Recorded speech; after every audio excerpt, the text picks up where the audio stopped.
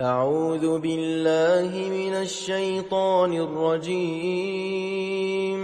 بسم الله الرحمن الرحيم. الحمد لله رب العالمين، الرحمن الرحيم، مالك يوم الدين. إياك نعبد وإياك نستعين. اهدنا الصراط المستقيم، صراط الذين أنعمت عليهم غير المغضوب عليهم ولا الضالين.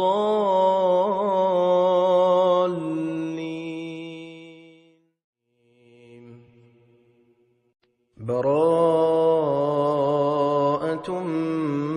من الله ورسوله إلى الذين عاهدتم من المشركين، فسيحوا في الأرض 4 أشهر واعلموا أنكم غير معجز الله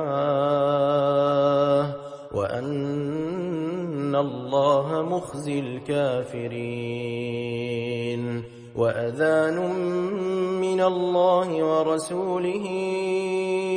إلى الناس يوم الحج الأكبر أن الله بريء من المشركين ورسوله، فإن تبتم فهو خير لكم، وإن توليتم فاعلموا أنكم غير معجز الله، وبشر الذين كفروا بعذاب أليم. إلا الذين عاهدتم من المشركين ثم لم ينقصوكم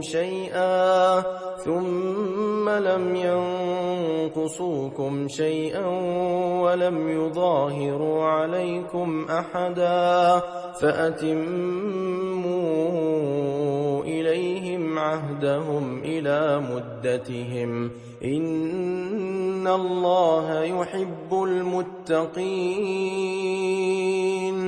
فإذا انسلخ الأشهر الحرم فاقتلوا المشركين حيث وجدتموهم وخذوهم واحصروهم واقعدوا لهم كل مرصد، فإن تابوا وأقاموا الصلاة وآتوا الزكاة فخلوا سبيلهم، إن الله غفور رحيم. وإن أحد من المشركين استجارك فأجره حتى يسمع كلام الله ثم أبلغه مأمنه، ذلك بأنهم قوم لا يعلمون. كيف يكون للمشركين عهد عند الله وعند رسوله إلا الذين عاهدتم عند المسجد الحرام، فما استقاموا لكم فاستقيموا لهم، إن الله يحب المتقين. كيف وإن يظهروا عليكم لا يرقبوا فيكم إلا ولا ذمة، يرضونكم بأفواههم وتأبى قلوبهم وأكثرهم فاسقون. اشتروا بآيات الله ثمنا قليلا فصدوا عن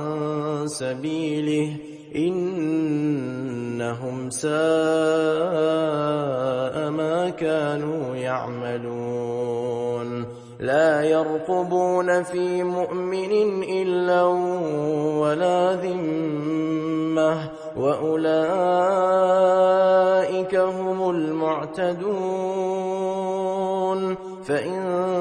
تابوا وأقاموا الصلاة وآتوا الزكاة فإخوانكم في الدين ونفصل الآيات لقوم يعلمون وإن نكثوا أيمانهم من بعد عهدهم وطعنوا في دينكم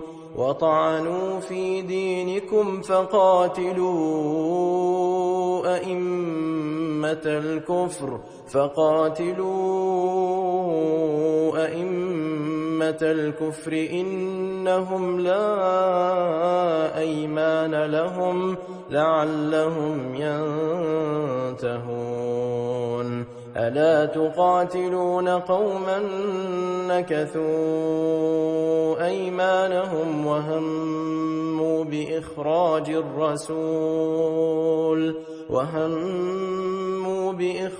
الرسول وهم بدؤوكم أول مرة أتخشونهم فالله أحق أن تخشوه إن كنتم مؤمنين قاتلوهم يعذبهم الله بأيديكم ويخزهم وينصركم عليهم ويشف صدور قوم مؤمنين ويذهب غيظ قلوبهم ويتوب الله على من يشاء والله عليم حكيم أم حسبتم أن تتركوا ولما يعلم الله الذين جاهدوا منكم ولم يتخذوا من دون الله ولا رسوله ولا المؤمنين وليجة والله خبير بما تعملون ما كان للمشركين أن يعمروا مساجد الله شاهدين على أنفسهم بالكفر أولئك حبطت أعمالهم وفي النار هم خالدون إنما يعمر مساجد الله من آمن بالله واليوم الآخر وأقام الصلاة وآتى الزكاة ولم يخش إلا الله فعسى أولئك أن يكونوا من المهتدين أجعلتم سقاية الحاج وعمارة المسجد الحرام كمن آمن بالله واليوم الآخر وجاهد في سبيل الله لا يستوون عند الله والله لا يهدي القوم الظالمين الذين آمنوا وهاجروا وجاهدوا في سبيل الله بأموالهم وأنفسهم أعظم درجة عند الله وأولئك هم الفائزون يبشرهم ربهم برحمة منه ورضوان وجنات لهم فيها نعيم مقيم خالدين فيها أبدا إن الله عنده أجر عظيم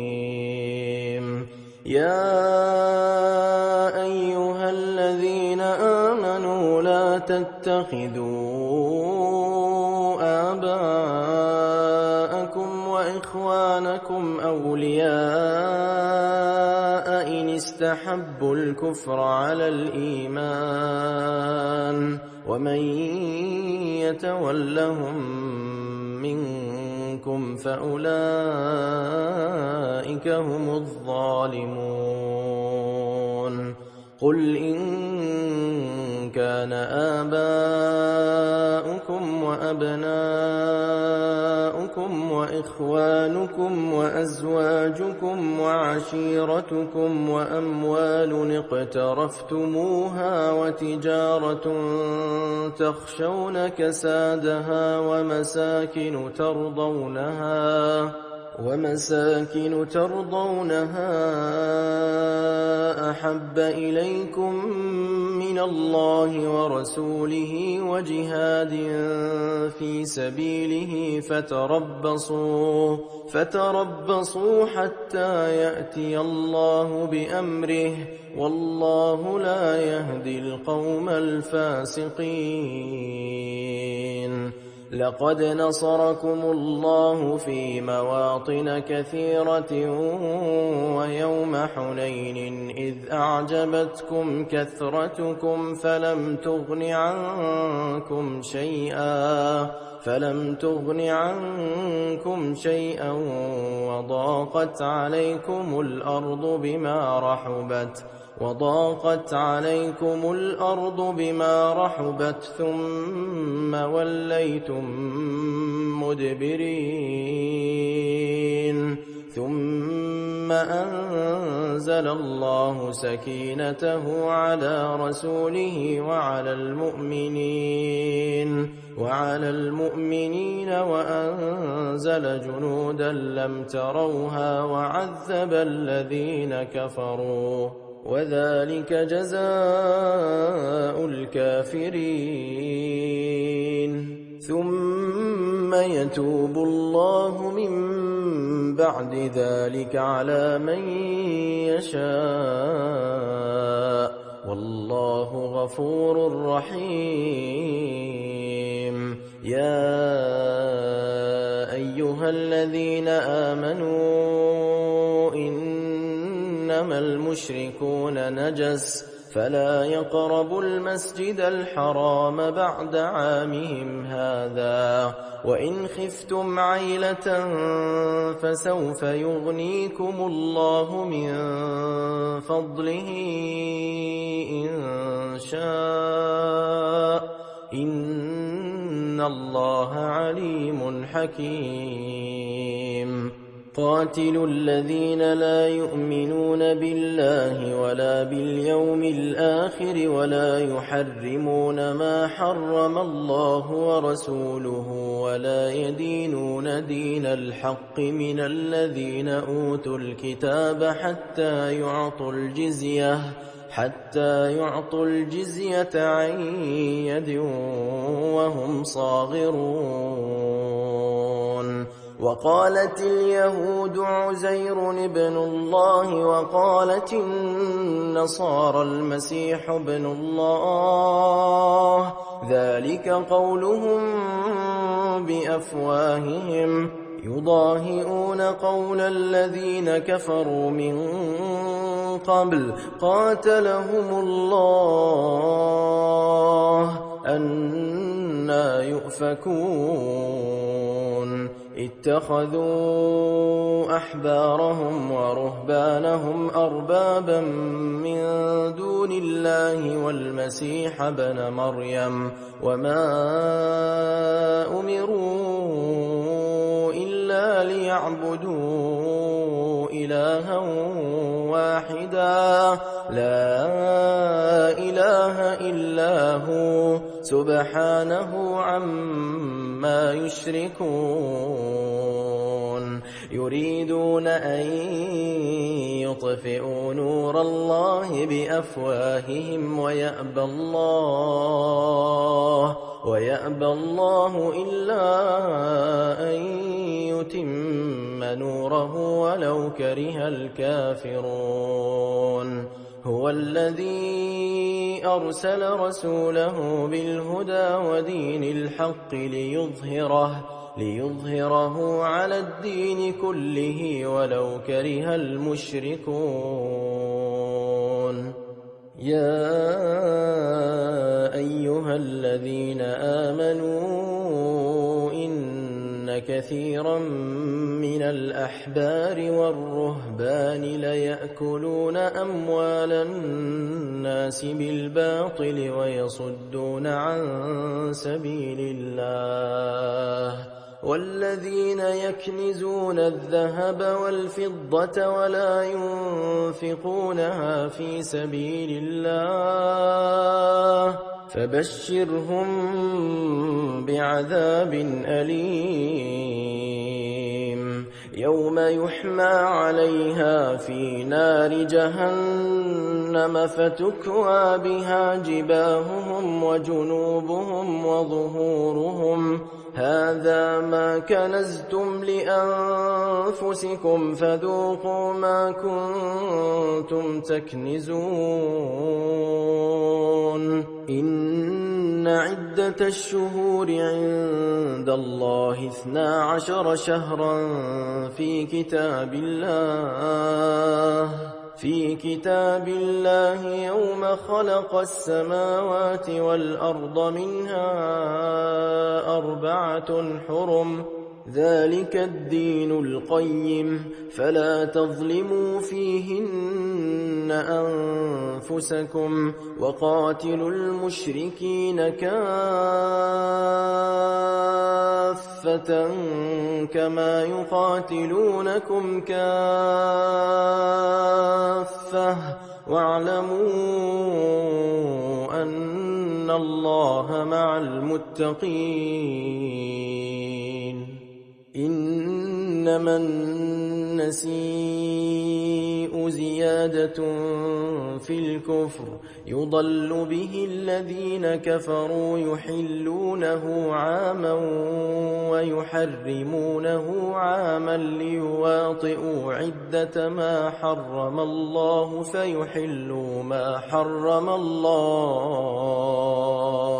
زين لهم سوء أعمالهم والله لا يهدي القوم الكافرين. يا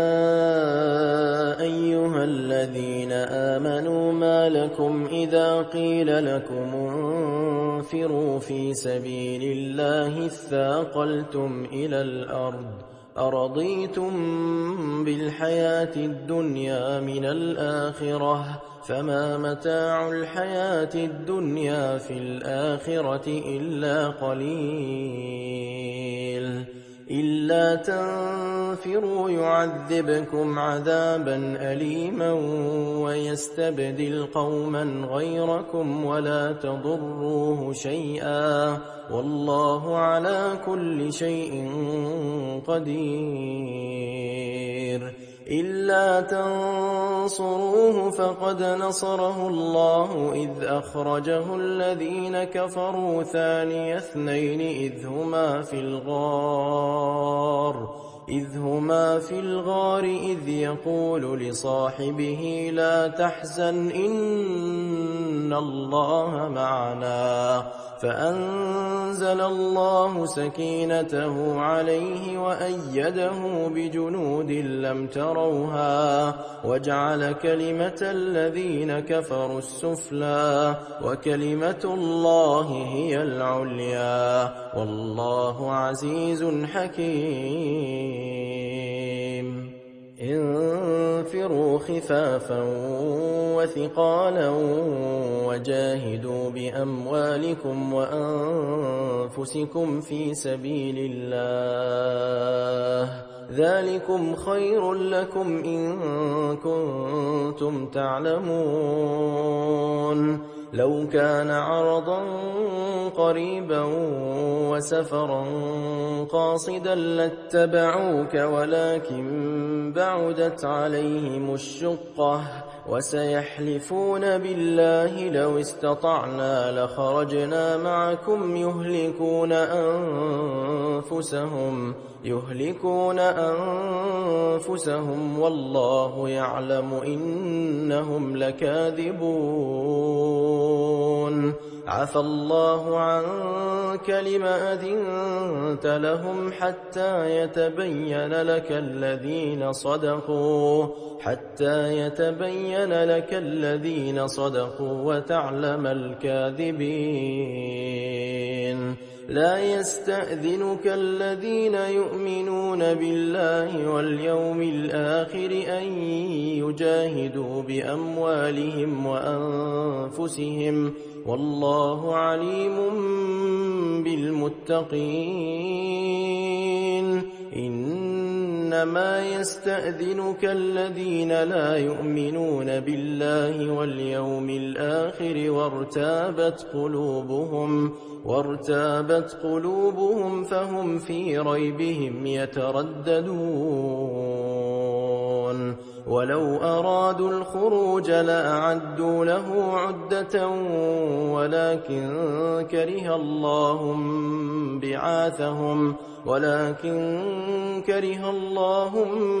بعاثهم فثبطهم وقيل اقعدوا مع القاعدين لو خرجوا فيكم ما زادوكم إلا خبالا ولأوضعوا خلالكم يبغونكم الفتنة وفيكم سماعون لهم والله عليم بالظالمين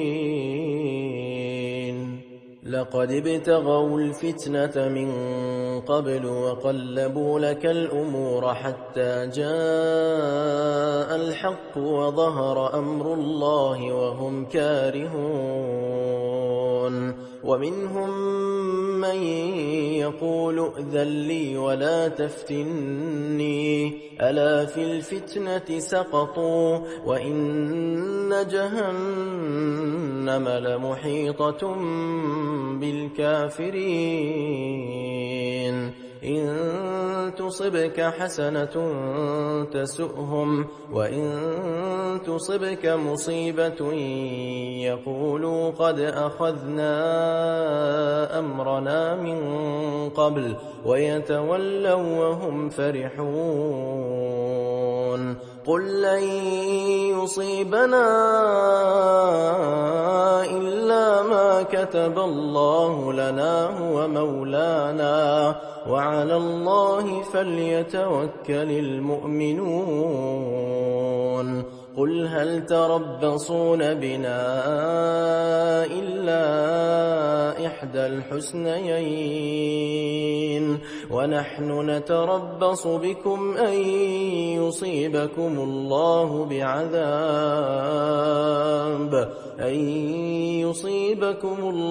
بعذاب من عنده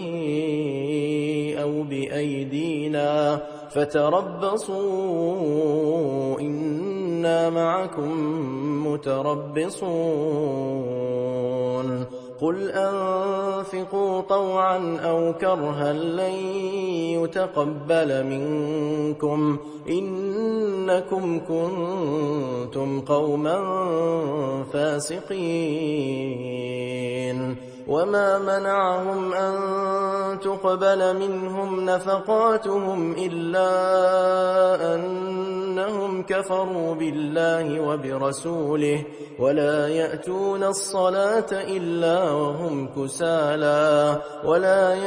الصلاة إلا وهم كسالى ولا ينفقون إلا وهم كارهون فلا تعجبك أموالهم ولا أولادهم إنما يريد الله ليعذبهم بها في الحياة الدنيا وتزهق أنفسهم وهم كافرون ويحلفون بالله إنهم لمنكم وما هم منكم ولكنهم قوم يفرقون لو يجدون ملجأ أو مغارات أو مدخلا لولوا إليه وهم يجمحون ومنهم من يلمزك في الصدقات فإن أعطوا منها رضوا وإن لم يعطوا منها إذا هم يسخطون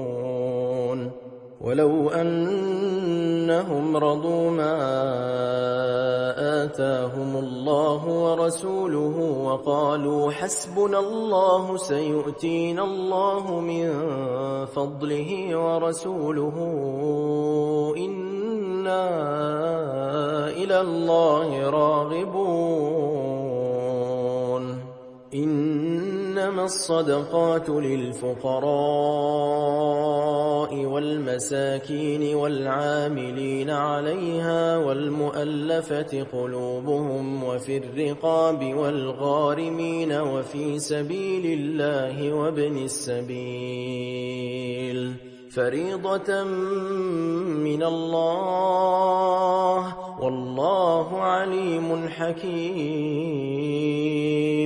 ومنهم الذين يؤذون النبي ويقولون هو أذن قل أذن خير لكم يؤمن بالله ويؤمن للمؤمنين ورحمة للذين آمنوا منكم والذين يؤذون رسول الله لهم عذاب أليم يحلفون بالله لكم ليرضوكم والله ورسوله أحق أن يرضوه إن كانوا مؤمنين ألم يعلموا أنه من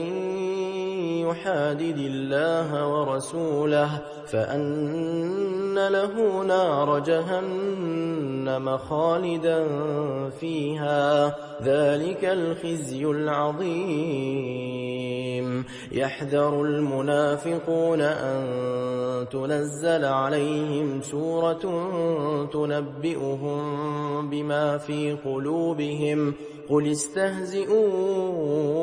إن الله مخرج ما تحذرون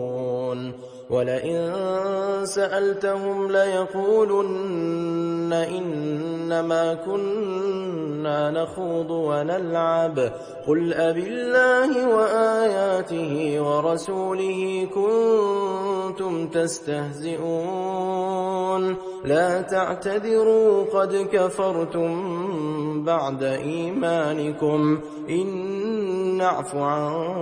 طائفة منكم نعذب طائفة بأنهم كانوا مجرمين المنافقون والمنافقات بعضهم من بعض يأمرون بالمنكر وينهون عن المعروف ويقبضون أيديهم نسوا الله فنسيهم إن المنافقين هم الفاسقون وعد الله المنافقين والمنافقات والكفار نار جهنم خالدين فيها هي حسبهم ولعنهم الله ولهم عذاب مقيم كالذين من قبلكم كانوا أشد منكم قوة وأكثر أموالا وأولادا فاستمتعوا بخلاقهم فاستمتعتم بخلاقكم كما استمتع الذين من قبلكم بخلاقهم وخضتم كالذي خاضوا أولئك حبطت أعمالهم في الدنيا والآخرة وأولئك هم الخاسرون ألم يأتهم نبأ الذين من قبلهم قوم نوح وعاد وثمود وقوم إبراهيم وأصحاب مدين والمؤتفكات أتتهم رسلهم بالبينات فما كان الله ليظلمهم ولكن كانوا أنفسهم يظلمون والمؤمنون والمؤمنات بعضهم أولياء بعض يأمرون بالمعروف وينهون عن المنكر ويقيمون الصلاة ويؤتون الزكاة ويطيعون الله ورسوله أولئك سيرحمهم الله إن الله عزيز حكيم وعد الله المؤمنين والمؤمنات جنات تجري من تحتها الأنهار خالدين فيها ومساكن طيبة في جنات عدن ورضوان من الله أكبر ذلك هو الفوز العظيم يا أيها النبي جاهد الكفار والمنافقين واغلظ عليهم ومأواهم جهنم وبئس المصير يحلفون بالله ما قالوا ولقد قالوا كلمة الكفر وكفروا بعد إسلامهم وهموا بما لم ينالوا وما نقموا إلا أن أغناهم الله ورسوله من فضله فإن يتوبوا يك خيرا لهم وإن يتولوا يعذبهم الله عذابا أليما في الدنيا والآخرة وما لهم في الأرض من ولي ولا نصير ومنهم من عاهد الله لئن آتانا من فضله لنصدقن ولنكونن من الصالحين فلما آتاهم من فضله بخلوا به وتولوا وهم معرضون فأعقبهم نفاقا في قلوبهم إلى يوم يلقونه بما أخلفوا الله ما وعدوه وبما كانوا يكذبون ألم يعلموا أن الله يعلم سرهم ونجواهم وأن الله علام الغيوب الذين يلمزون المطوعين من المؤمنين في الصدقات والذين لا يجدون إلا جهدهم فيسخرون منهم سخر الله منهم ولهم عذاب أليم استغفر لهم أو لا تستغفر لهم إن تستغفر لهم 70 مرة فلن يغفر الله لهم ذلك بأنهم كفروا بالله ورسوله والله لا يهدي القوم الفاسقين فرح المخلفون بمقعدهم خلاف رسول الله وكرهوا أن يجاهدوا بأموالهم وأنفسهم في سبيل الله وقالوا لا تنفروا في الحر قل نار جهنم أشد حرا لو كانوا يفقهون فليضحكوا قليلا وليبكوا كثيرا جزاء بما كانوا يكسبون فإن رجعك الله إلى طائفة منهم فاستأذنوك للخروج فقل لن تخرجوا معي أبدا ولن تقاتلوا معي عدوا إنكم رضيتم بالقعود أول مرة فاقعدوا مع الخالفين ولا تصل على أحد منهم مات أبدا ولا تقم على قبره إنهم كفروا بالله ورسوله وماتوا وهم فاسقون ولا تعجبك أموالهم وأولادهم إنما يريد الله أن يعذبهم بها في الدنيا وتزهق أنفسهم وهم كافرون وإذا أنزلت سورة أن آمنوا بالله وجاهدوا مع رسوله استأذنك أولو الطول منهم وقالوا ذرنا نكن مع القاعدين رضوا بأن يكونوا مع الخوالف وطبع على قلوبهم فهم لا يفقهون لكن الرسول والذين آمنوا معه جاهدوا بأموالهم وأنفسهم وأولئك لهم الخيرات وأولئك هم المفلحون أعد الله لهم جنات تجري من تحتها الأنهار خالدين فيها ذلك الفوز العظيم وجاء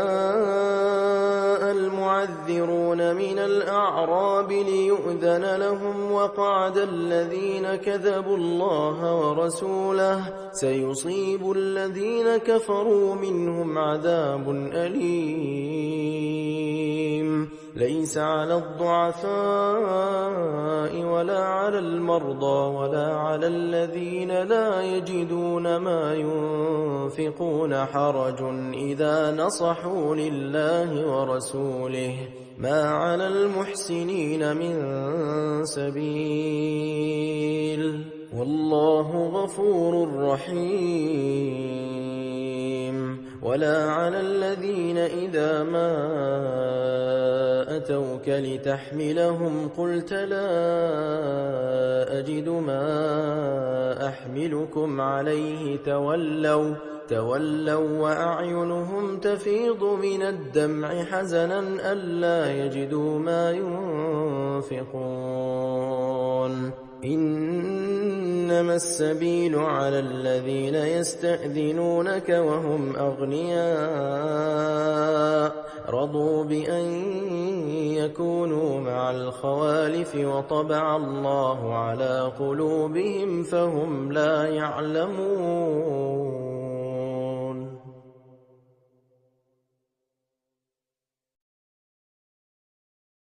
يعتذرون إليكم إذا رجعتم إليهم قل لا تعتذروا لن نؤمن لكم قد نبأنا الله من أخباركم وسيرى الله عملكم ورسوله ثم تردون إلى عالم الغيب والشهادة فينبئكم بما كنتم تعملون. سيحلفون بالله لكم إذا انقلبتم إليهم لتعرضوا عنهم فأعرضوا عنهم إنهم رجس ومأواهم جهنم جزاء بما كانوا يكسبون. يحلفون لكم لترضوا عنهم فإن ترضوا عنهم فإن الله لا يرضى عن القوم الفاسقين. الأعراب أشد كفرا ونفاقا وأجدر ألا يعلموا حدود ما أنزل الله على رسوله والله عليم حكيم. ومن الأعراب من يتخذ ما ينفق مغرما ويتربص بكم الدوائر عليهم دائرة السوء والله سميع عليم. ومن الأعراب من يؤمن بالله واليوم الآخر ويتخذ ما ينفق قربات عند الله وصلوات الرسول ألا إنها قربة لهم سيدخلهم الله في رحمته إن الله غفور رحيم. والسابقون الأولون من المهاجرين والأنصار والذين اتبعوهم بإحسان رضي الله عنهم ورضوا عنه وأعد لهم جنات تجري تحتها الأنهار خالدين فيها أبدا ذلك الفوز العظيم. وممن حولكم من الأعراب منافقون ومن أهل المدينة مردوا على النفاق لا تعلمهم نحن نعلمهم سنعذبهم مرتين ثم يردون إلى عذاب عظيم. وآخرون اعترفوا بذنوبهم خلطوا عملا صالحا وآخر سيئا عسى الله أن يتوب عليهم إن الله غفور رحيم. خذ من أموالهم صدقة تطهرهم وتزكيهم بها وصل عليهم إن صلاتك سكن لهم والله سميع عليم. ألم يعلموا أن الله هو يقبل التوبة عن عباده ويأخذ الصدقات، وأن الله هو التواب الرحيم. وقل اعملوا فسيرى الله عملكم ورسوله والمؤمنون، وستردون إلى عالم الغيب والشهادة فينبئكم بما كنتم تعملون.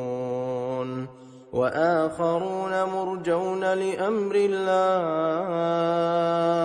إما يعذبهم وإما يتوب عليهم، والله عليم حكيم. والذين اتخذوا مسجدا ضرارا وكفرا وتفريقا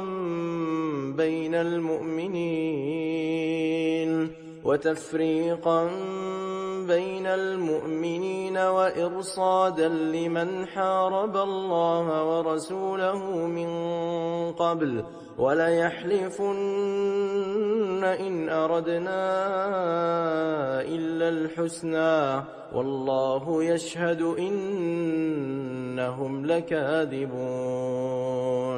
لا تقم فيه أبدا، لمسجد أسس على التقوى من أول يوم أحق أن تقوم فيه رجال يحبون أن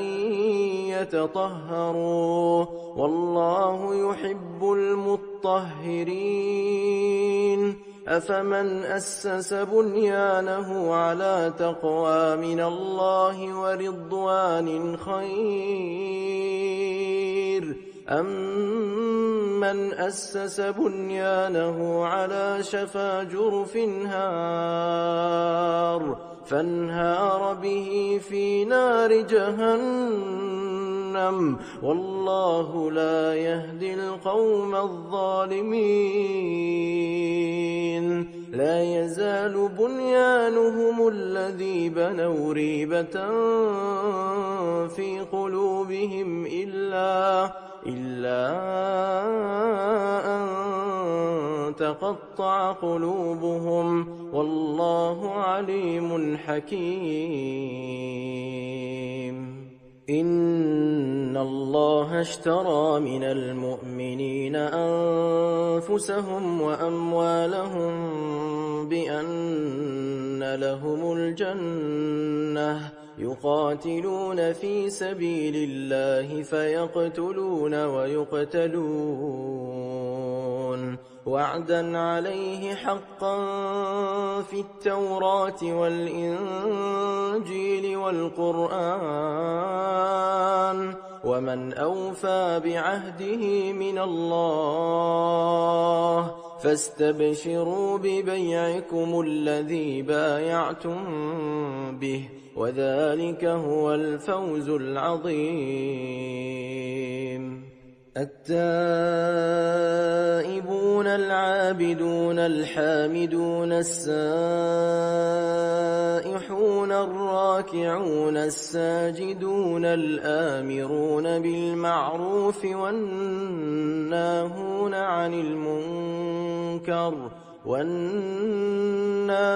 عن المنكر والحافظون لحدود الله، وبشر المؤمنين. ما كان للنبي والذين آمنوا أن يستغفروا للمشركين ولو كانوا أولي قربى من بعد ما تبين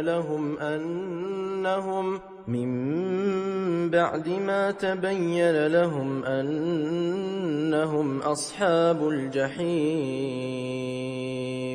وما كان استغفار إبراهيم لأبيه إلا عن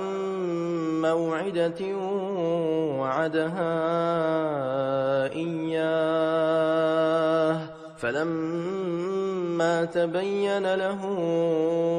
أنه عدو لله تبرأ منه إن إبراهيم لأواه حليم وما كان الله ليضل قوما بعد إذ هداهم حتى يبين لهم ما يتقون إن الله بكل شيء عليم إن الله له ملك السماوات والأرض يحيي ويميت وما لكم من دون الله من ولي ولا نصير لقد تاب الله على النبي والمهاجرين والأنصار الذين اتبعوه في ساعة العسرة من بعد ما كاد يزيغ قلوب فريق منهم ثم تاب عليهم إنه بهم رءوف رحيم وعلى الثلاثة الذين خلفوا حتى إذا ضاقت عليهم الأرض بما رحبت وضاقت عليهم أنفسهم وظنوا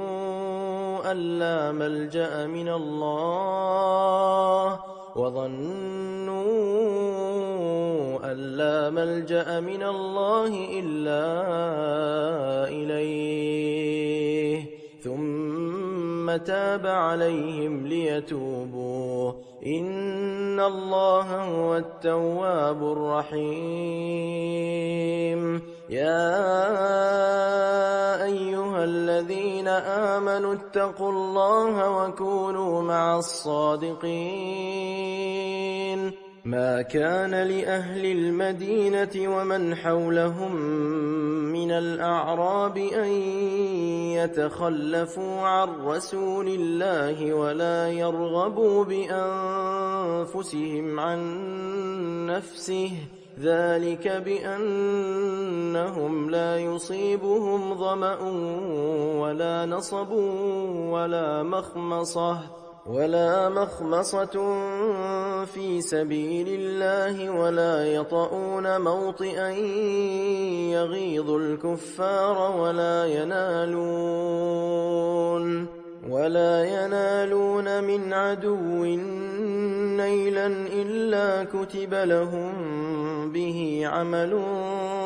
صالح إن الله لا يضيع أجر المحسنين ولا ينفقون نفقة صغيرة ولا كبيرة ولا يقطعون واديا إلا كتب لهم ليجزيهم الله أحسن ما كانوا يعملون وما كان المؤمنون لينفروا كافة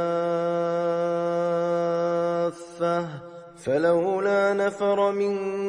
كل فرقة منهم طائفة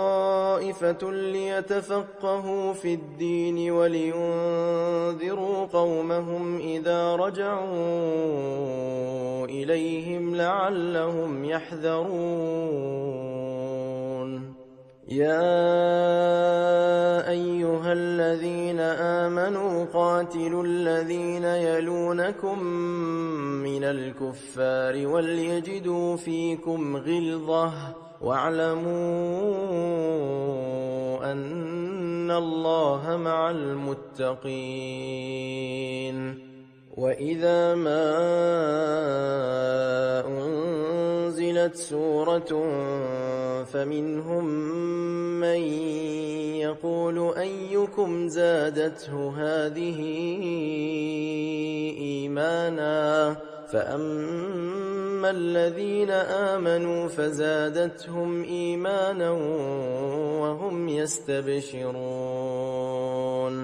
وأما الذين في قلوبهم مرض فزادتهم رجسا إلى رجسهم وماتوا وهم كافرون أولا يرون أنهم يفتنون في كل عام مرة أو مرتين ثم لا يتوبون ولا هم يذكرون وإذا ما أنزلت سورة نظر بعضهم إلى بعض هل يراكم من أحد ثم انصرفوا صرف الله قلوبهم بأنهم قوم لا يفقهون لقد جاءكم رسول من أنفسكم عزيز عليه ما عنتم حريص عليكم بالمؤمنين رءوف رحيم فإن تولوا فقل حسبي الله لا إله إلا هو عليه توكلت وهو رب العرش العظيم.